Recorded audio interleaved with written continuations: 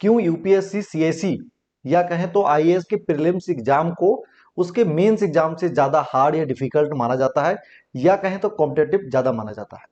इसके पीछे क्या रीजन है? हर साल 8 से लगभग 12 लाख के बीच में लोग यूपीएससी सीएसई के लिए अप्लाई करते हैं। आईएएस के एग्जाम के लिए, मतलब जो प्रीलिम्स एग्जाम होता है पहला स्टेज, उसके लिए अप्लाई करते हैं। लेकिन जो इनमें से एग्जाम देते हैं उनकी संख्या क्या होती है? उनकी संख्या 4 से लेकर 6 लाख के बीच में होती है। मतलब हर साल ये अलग अलग होती है, ये कोई निश्चित नहीं है। अब 4 या 6 लाख, ठीक है, कोई बात नहीं। अब जो लोग मेंस एग्जाम देते हैं उनकी संख्या क्या होती है? 8 से 12 हजार के बीच में। अब देखिए कि आपने अगर प्रीलिम्स एग्जाम दिया तो मान लीजिए एक मोटे तौर पर कि 5 लाख लोगों ने अप्लाई किया है। अब वहां पर केवल 10,000 लोगों को ही लिया जाता है मेंस एग्जाम के लिए। तो मतलब कितने परसेंट केवल लिए जाते हैं? केवल 2%।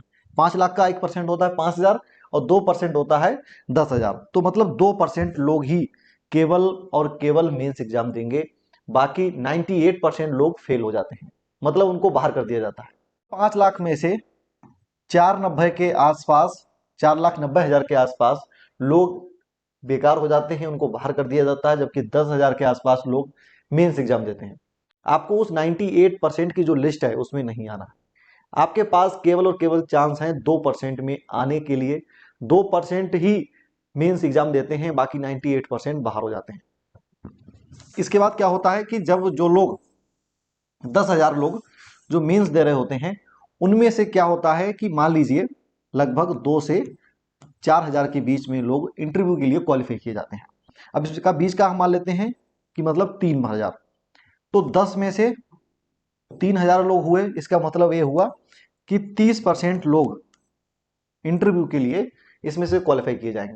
तो मतलब यहां पर चांस ज्यादा हो गए हैं कि आपको वहां पर प्रीलिम्स में मतलब 98% लोग बाहर होते हैं, जबकि यहां पर 70% लोग बाहर होते हैं। बाकी 30% लोगों को मतलब इंटरव्यू के लिए बुला लिया जाता है।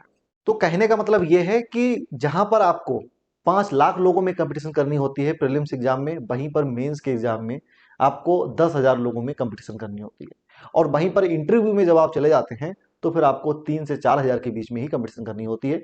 तो स्वाभाविक बात है, जहां पर लोगों की संख्या कम है तो वहां पर आपके सक्सेस होने के या शॉर्टलिस्ट होने के चांसेस ज्यादा होते हैं। तो बस यही वजह है कि यूपीएससी के प्रीलिम्स एग्जाम को आईएएस के मेंस के एग्जाम से या यूपीएससी सीएसई के मेंस के एग्जाम से ज्यादा डिफिकल्ट या हार्ड माना जाता है। अब देखिए यूपीएससी ऐसा करता क्यों है, इसके पीछे भी हम वजह जान लेते हैं। यूपीएससी के पास दो ऑप्शन यहां पर होते हैं, आईएएस के लिए, आईपीएस के लिए, या सीएसई के लिए भर्ती करने के लिए। जिसमें पहला ऑप्शन क्या है कि वह प्री एग्जाम कराए प्लस मेंस कराए और उसके बाद इंटरव्यू कराए। दूसरा ऑप्शन है डायरेक्ट मेंस कराए फिर इंटरव्यू कराए। लेकिन अभी यूपीएससी इस वाले ऑप्शन को चुनता है। अगर मान लीजिए ये प्रीलिम्स एग्जाम को हटा देता है यूपीएससी और मेंस एग्जाम और उसके बाद इंटरव्यू को अगर रखता है, तो उसके लिए क्या होगा? कुछ नहीं होगा, केवल और केवल खर्चे यूपीएससी के बढ़ जाएंगे। यूपीएससी को वो कैंडिडेट नहीं मिल पाएंगे जो बिल्कुल सीरियस होकर उन्होंने पढ़ाई की है, और उसके मेंस के एग्जाम में एक बड़ी भीड़ वहां पर नजर आएगी, जिसकी संख्या होगी 5 से 6 लाख या थोड़ा 5 से कम।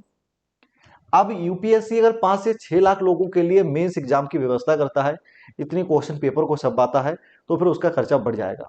तो इसीलिए वह क्या करता है, क्योंकि मेंस एग्जाम में बहुत सारे पेपर होते हैं, सब्जेक्टिव टाइप के होते हैं, तो उसके लिए उसका खर्चा बढ़ेगा, कई दिन तक एग्जाम चलते हैं।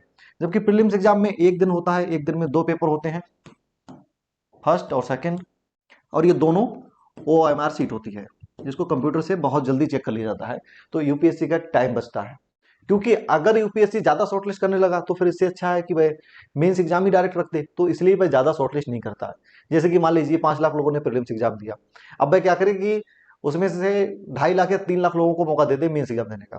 तो फिर इससे अच्छा तो ये रहेगा कि प्रीलिम्स एग्जाम को भी क्यों रखना, डायरेक्ट मेंस करवा दिया जाए। तो इसलिए यूपीएससी व्यवस्था करता है कि हम 8 से 10,000 या 12,000 के बीच की संख्या लेंगे, उन लोगों को ही मेंस एग्जाम देने का मौका देंगे, जिससे हमारा टाइम भी बचेगा, हमारा खर्चा भी बचेगा, और जो सीरियस कैंडिडेट हैं उनको मेंस एग्जाम देने का मौका भी मिलेगा।